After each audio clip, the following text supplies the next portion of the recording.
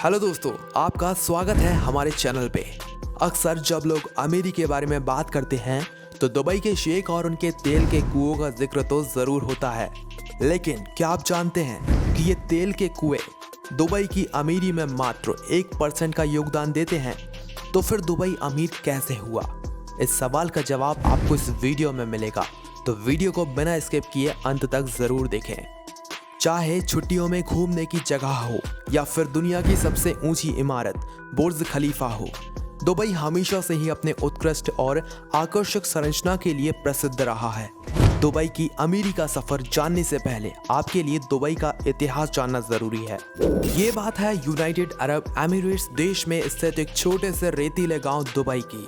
Dubai 18वीं शताब्दी में एक छोटे से गांव के रूप में जाना जाता था, जहां के लोग मछली पकड़ने का काम करते थे।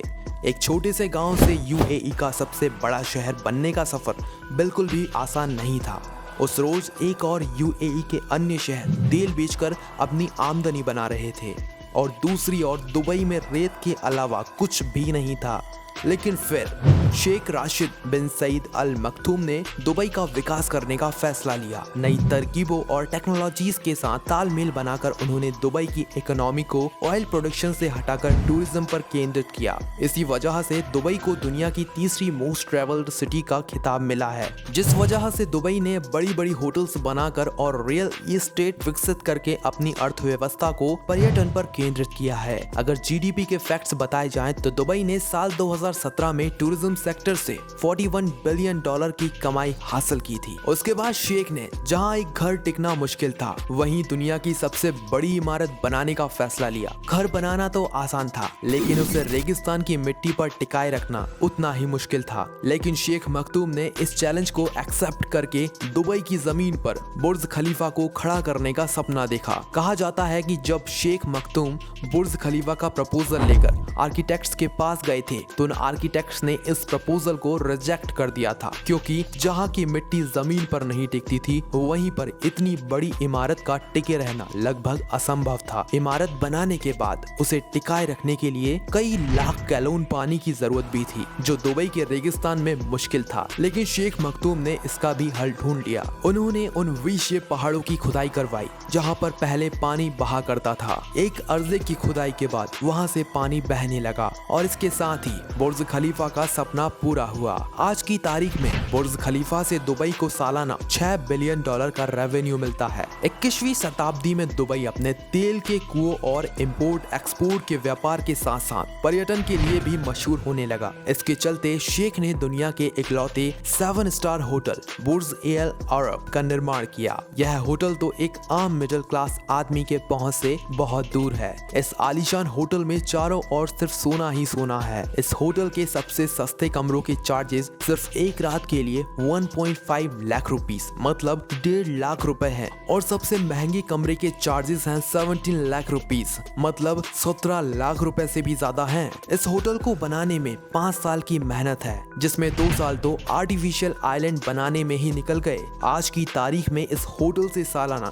$120 मिलियन का रेवेन्यू जनरेट होता है। इसके अलावा दुबई को अपने मेरिकल गार्डन से साल में $33 मिलियन से ज्यादा रेवेन्यू मिलता है। अक्सर लोग ये कहते हैं दुबई आए हैं और यहाँ का फेमस पाम जुमराहो आइलैंड नहीं देखा तो क्या देखा। यह आइलैंड दुनिया के सबसे ऐतिहासिक संरचना में से एक है।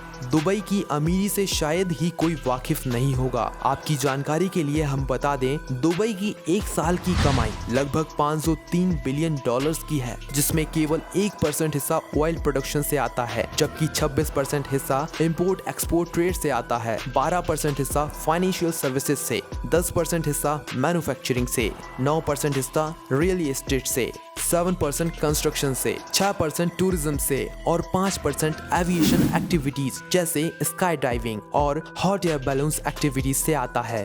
यानी ये कहा जा सकता है trade, tourism, aviation activities, real estate और फाइनेंशियल सर्विसेज दुबई को रईस बनाने का सबसे बड़ा योगदान रहा है। इस सब के चलते ही दुबई इतना अमीर शहर बन गया है कि साल 2018 तक यह एक टैक्स फ्री शहर था। जी हाँ दोस्तों, यहाँ की गवर्नमेंट के पास इतना पैसा था कि वो साल 2018 तक अपनी सिटीजन से कोई टैक्स नहीं लेती थी, लेकिन 2018 के बाद से यहाँ की गवर्नमेंट ने अपनी कंट्री के वेलफेयर के लिए नागरिकों से टैक्स लेना शुरू किया। आपको यह बता दें, दुबई अपने सख्त कानून के लिए भी जाना जाता है, इसलिए दुबई के रेवेन्यू में इन फाइन्स और पेनल्टीज का भी हाथ है। यहाँ पर ऑटोमेटेड फाइन डिडक्शन का सिस्टम चलता है, जहाँ आप कानून तोड़ते हैं तो आपके बैंक अकाउंट से पैसा कटकर सीधे सरकारी खाते में जमा हो जाते हैं। अगर एग्जाम्पल की बात करें, अगर आपकी गाड़ी पर थोड़ी सी भी धूल दिख गई है तो आपके अकाउंट से 200 दिरहम यानी 4,000 रुपए कटकर सरकारी खाते में जमा हो जाते हैं। इतना ही नहीं, अगर आप किसी पब्लिक प्लेस पर थूकते हैं तो आपके अकाउंट से सीधे 1,000 दिरहम कटकर सरकार के अकाउंट में ट्रांसफर हो जाते हैं। तो कुल मिलाकर हम यह कह सकते हैं कि शेख की सोच और हौसले ने दुबई को अमीरी की नई ऊंचाई पर खड़ा किया है, जहां से अब कुछ भी मुश्किल नहीं लगता है। ऐसा कहा जाता है, आने वाले सालों में दुबई अपनी बुलंदी की नई मिसाल बनाएगा। कैसे?